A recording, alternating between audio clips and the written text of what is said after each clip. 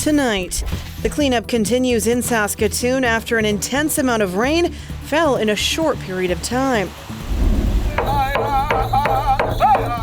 Also, celebrating National Indigenous Peoples Day across the province. Plus, 3 men from the Saskatchewan Roughriders' storied history get a call to the Canadian Football Hall of Fame. This is CBC Saskatchewan News.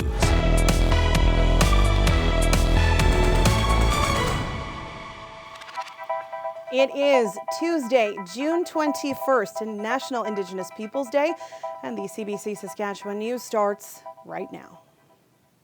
Good evening and thanks for joining us. People in Saskatoon are still cleaning up and assessing the damage after a dramatic downpour flooded streets and properties yesterday. Some areas of the city received as much as 75 millimeters of rain in just a few hours. Yasmin Correa reports. So the water was kind of coming in here and it was flowing in behind the wall. Samantha Cron did not see this flood coming. Came all the way just down the floor here in a nice steady stream. And this is what it looked like outside her home on Louise Avenue yesterday. The park across the street turned into a pond with knee-high water. Rain poured in through the basement window and even got in through the fireplace. Oh, I'm not sure how I'm going to need to fix that. I may need a professional's help with that one. Cron now has to get her drywall replaced and expects the chimney will also need some repairs. Environment Canada confirms as much as 75 millimeters of rain fell in some areas of Saskatoon. The heaviest rain was concentrated in the south and northeastern areas of the city. It even forced these beavers to find high ground near the Royal University Hospital Parkade.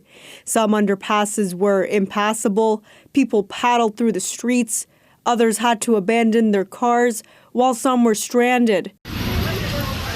A Good Samaritan came to the rescue of 2 women whose car got stuck in the water in Nutana Park. Their car was totally electronic and I guess they had a hard time turning it on and unlocking the door now. So I basically stood by the window and told them how to unlock it actually. With more rain in the forecast for Saskatoon this week, the city says people should try to limit their water use to give the stormwater drainage system time to recover. Yasmin Correa, CBC News, Saskatoon. Heavy rain also caused flooding in other areas of the province. Weyburn saw more than 100 millimeters of rain late last night with a particularly powerful storm. Streets were flooded and the sewer system was overwhelmed. The city of Weyburn is now asking people to limit water use to give that system a chance to catch up. A 7-year-old boy was taken to hospital in critical condition after being struck somehow in a series of collisions in Regina this morning. Police say it happened around 8:30. Officers were called to the 200 block of Dogleash Drive in Wall-Shakers. That's in the northwest part of the city. While the chronology of events is not yet confirmed, police say the man driving a truck hit 3 parked vehicles and 2 fences. During this series of collisions, the child was hit and injured. The boy was taken to hospital and so was the driver of the truck. There's no word yet on charges. Police are asking anyone who witnessed the crash to give them a call. A 75-year-old Regina man is charged with second-degree murder in the death of a woman. The woman's body was found on the 1300 block of Oxford Bay on Friday afternoon. The accused is Kenneth Glenn Hubick. In addition to the murder charge, he's also charged with causing an indignity to a body. The woman's family has requested her name not be released. A tragic ending to report in the search for a teenager who disappeared last week in Buffalo Pound Lake. RCMP say a bystander found the boy's body near shore early this morning. He and 4 friends had been walking and swimming along Barney's Beach. That's across the lake from Buffalo Pound Provincial Park last Friday afternoon. When the wind picked up, he was blown into deep water and never resurfaced. Police, Stars Air Ambulance, conservation officers and Moose Jaw Search and Rescue worked through the weekend to try and locate him. Meanwhile, the search for 5-year-old Frank Young continues in northeastern Saskatchewan. The boy went missing 64 days ago on Red Earth Cree Nation. This morning, community members gathered for an awareness walk to let people know the search is not over. RCMP and local First Nations are focusing their efforts on the Carrot River. Knowledge keepers are pointing searchers to a section of the river called the Y. It's known as an area that catches logs and debris. The river has started to recede. Saskatchewan RCMP's tactical support group plan on traveling to the community this weekend to conduct a thorough, targeted foot search of the banks of the Carrot River. One of their goals will be to try and locate any items that may be associated to Frank. Frank is a missing person, and we remain committed to locating him and bringing him home. RCMP say they will not be doing any further searches by air or by boat unless new information comes in.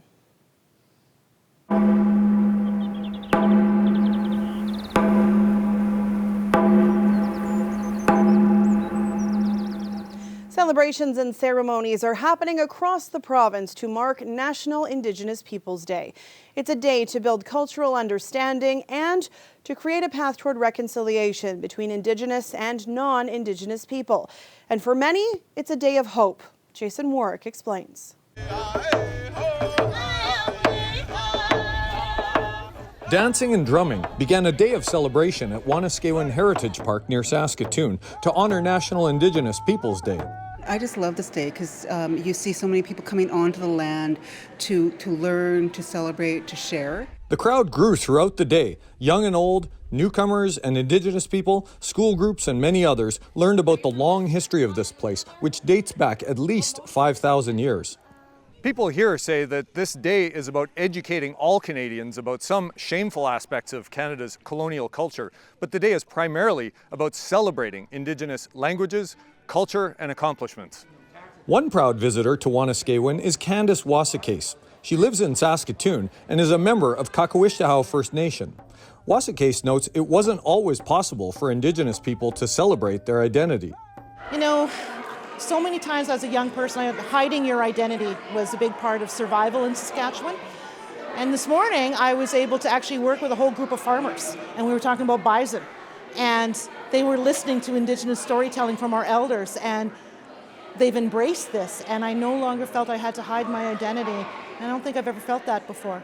And how did that feel? It was amazing. Wasakase shared the day with several family members. Some are Indigenous, others are not. The future is very bright, knowing now that my sons can walk proudly in this world and never know the world of shame and hiding who you were, and they could really truly embrace who they are. And we have yet to see that potential unleashed. And when I see here at Wanuskewin all these young people running around, pride-filled, Indigenous and non-Indigenous children walking together, we're going to have a better future. Harvey Thunderchild was here, volunteering with his colleagues from the U of S College of Medicine. I sure hope people would learn a little bit more of our Indigenous culture, and if they have any question, they should not be afraid to ask whomever they want to ask. Wasakase and Thunderchild are hoping these events and these feelings of community will help foster reconciliation in the long term. Jason Warwick, CBC News, Saskatoon.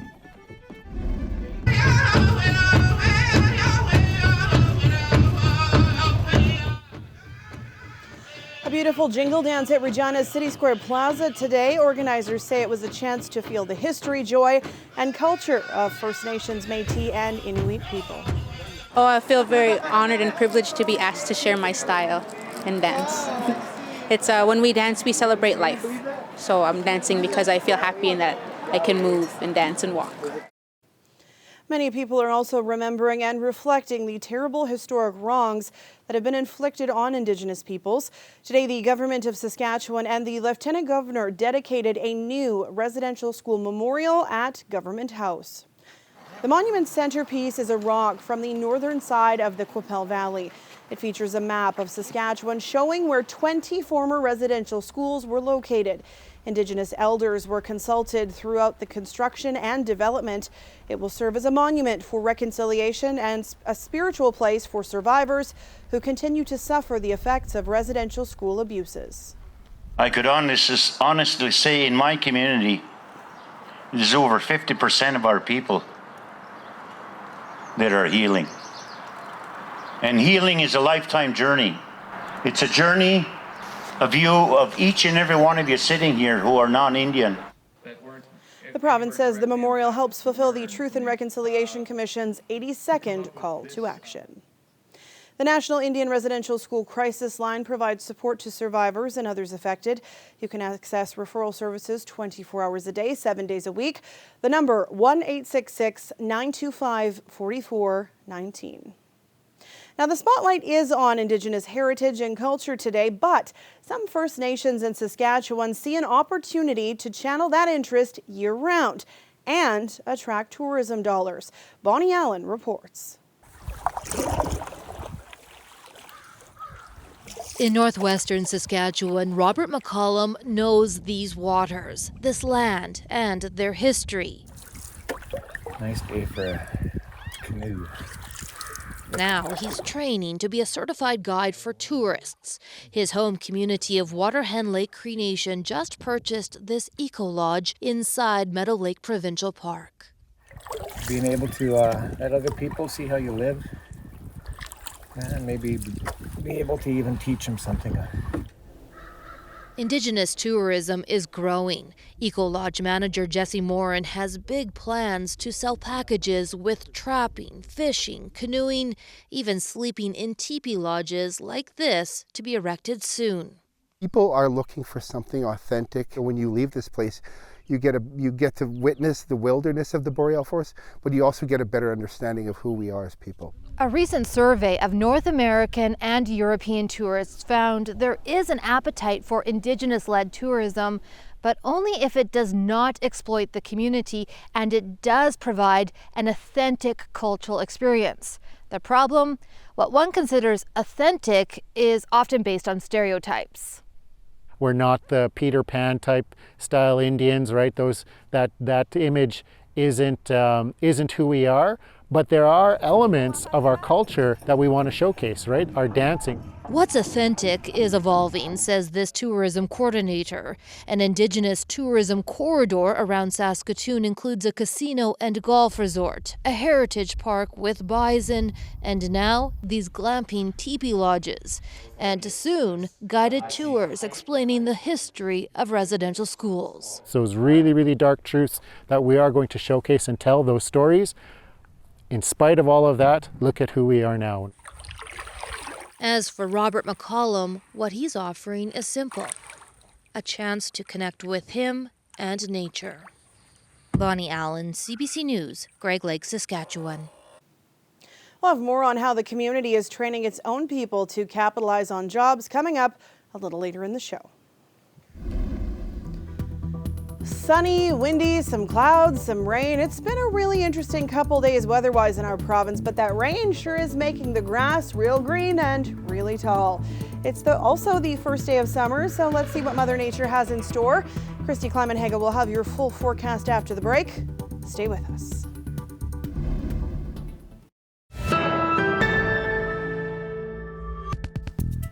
Welcome back. For the first time in Cody Fajardo's career with the Riders, someone else will be snapping him the ball when they face the Alouettes on Thursday. Not that there was much doubt, but Rider center Dan Clark confirmed the worst through Twitter. He suffered a broken fibula and a shifted ankle bone in Saturday's game at Edmonton. That will leave the veteran offensive lineman on the shelf for a while, if not the rest of the season. The Riders will turn snapping duties over to rookie Logan Bandy. The head coach says the timing's not ideal with the quick turnaround, but he says he has no worries. You know, Bandy had such a good camp. We really feel like we're going to be all right. Hopefully we don't miss a beat. I think we'll miss some of Dan's leadership and passion. You know, he's a tough guy and he brings a lot of that toughness to the field. But Bandy's no slouch, and so I'm really excited to see him. I think he's going to do great. That's a tough one. Honestly, it's one of those things. I texted him last night, and when I saw him today, the surgery went well, and I was praying hard for him in church on Sunday. But you know, he's been the only player that's been there in the lineup for all 31 of my starts. And it kind of resonated with me a little bit last night, and I just shot him a text and put something out on social media, just let him know how much he means to me, because like I said, he was that one constant voice behind me for all 31 of my starts in the green and white. The Riders play the Alouettes in Montreal Thursday night. Game time, 5:30, our time. This weather update is brought to you by Capital Ford Lincoln. The exclusive export event is back.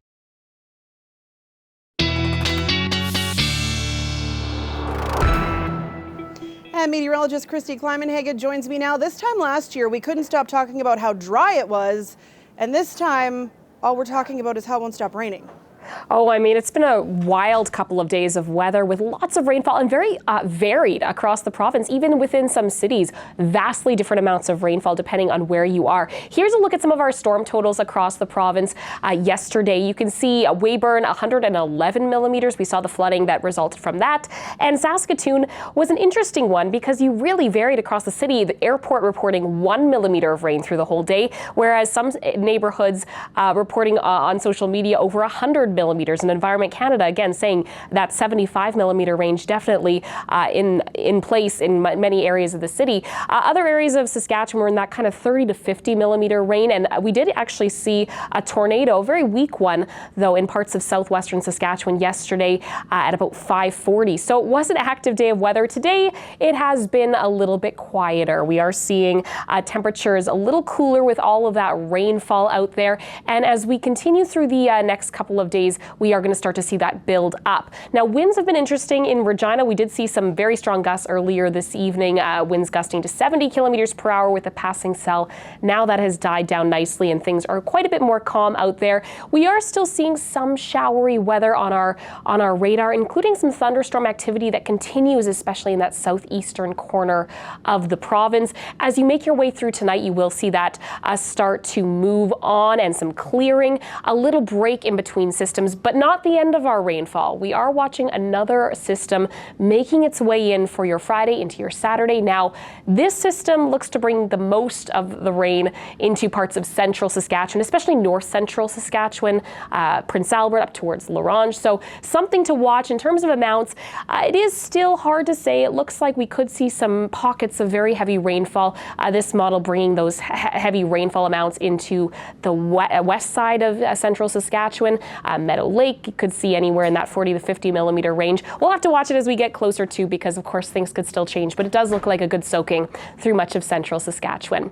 As for Regina's forecast, quite a bit more calm over the next couple of days, but much more warm as well. Temperatures up to 27 degrees tomorrow. Winds from the southwest, a little breezy through the day at about 30 kilometers per hour. That heat peaking on Thursday at 30 degrees. Some areas of southern Saskatchewan could break into the lower 30s, but then swiftly cooling off, seeing that system rolling through and that showery weather beginning. You could see a little bit more rainfall into Regina. It really depends on the track of this system. Most models are pegging maybe 10 millimeters or less, but still possibility of a little bit more. Warmer weather returning by the end of the weekend, though, and into the start of next week. And into Saskatoon, the risk of thunderstorms tomorrow and Thursday, not quite the same risk, though, that we've seen over the past couple of days. Temperatures will be in the mid-20s before dropping off for the start of the weekend again with the passage of that system. They will recover through the weekend back to some sunshine by the end of the weekend and some warmer, more summer-like temperatures, because of course this is officially the first weekend of summer. But wow, nice to see a break from the rain, even if it is only for a few days, Sam. We will take it. Thanks, Christy. You're welcome.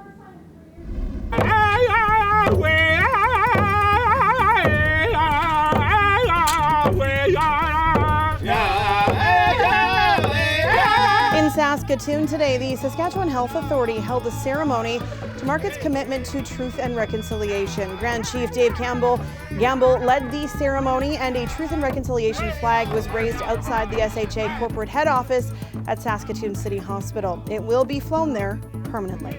We'll be back after the break.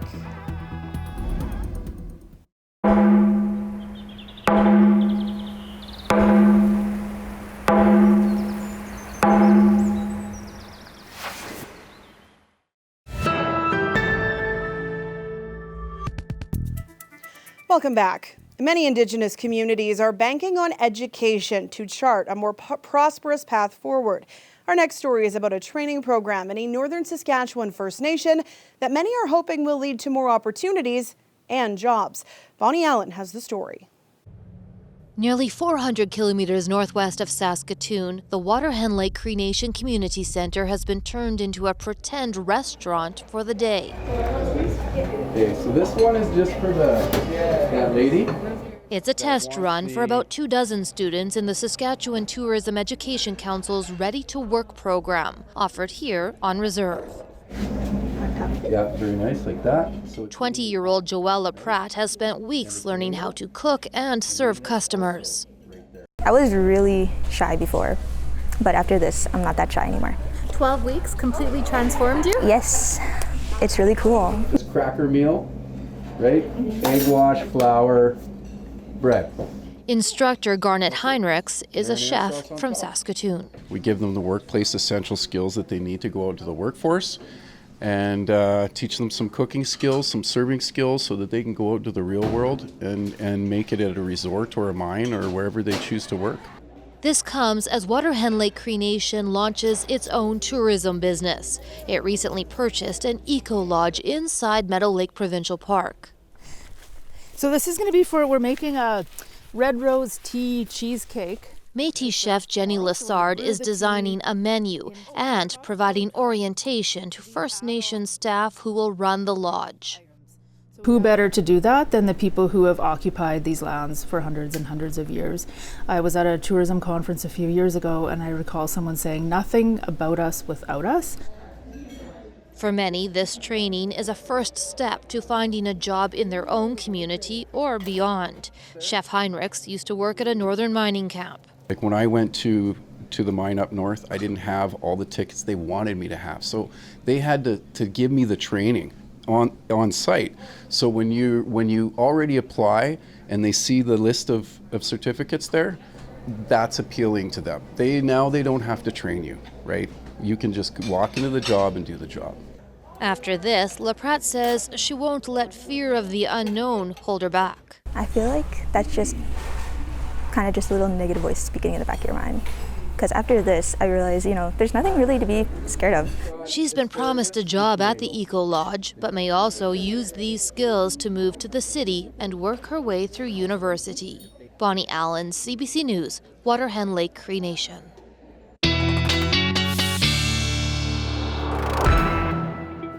And Christy is back with one last look at tonight's weather. And we are clearing out a little bit tonight, Sam, after such a wet start to the week in many areas. Here's a look at Regina's forecast taking you through tonight. Temperatures around 13 degrees at midnight, winds fairly calm, and you will see those clearer skies. Now, overnight, you could see some fog developing into tomorrow morning. That should start to break up, though. 8 a.m., 17 degrees and sunshine. Into Saskatoon, a similar forecast tonight. Clear conditions at midnight, 14 degrees. By tomorrow morning, you will see maybe a few clouds here or there, but otherwise a pretty quiet start to the day. And temperatures should be in the mid-teens, so 16 degrees, not too bad of a start. Chance of some isolated thunderstorms in Saskatoon through the afternoon, Sam, but definitely a quieter couple of days as we lead up to the next storm on Friday. All right, thanks, Christy. You're welcome. And before we leave you, the Canadian Football Hall of Fame has named its class of 2022. And 3 of them have connections to the Saskatchewan Roughriders. In the player connection is Paul McCallum, the second all-time leading scorer in CFL history, played 24 seasons with BC, Ottawa, and Saskatchewan. Former Riders GM Roy Shivers will be entered into the Hall in the Builders category. Shivers was the team's general manager from 2000 to 2006 and also had stops with 3 other CFL teams. And in the media wing, broadcaster and former rider Glenn Suter will be inducted as well. The members of the 2022 class will be officially inducted on September 16th in Hamilton. And that is it for us tonight. For News Anytime, you can always head to our website or subscribe to the CBC Saskatchewan YouTube channel. Glenn Reed will be back with more local news at 11. We're back tomorrow at 5:30 ahead of Game 4 of the Stanley Cup Finals. Thanks for watching and have a great night.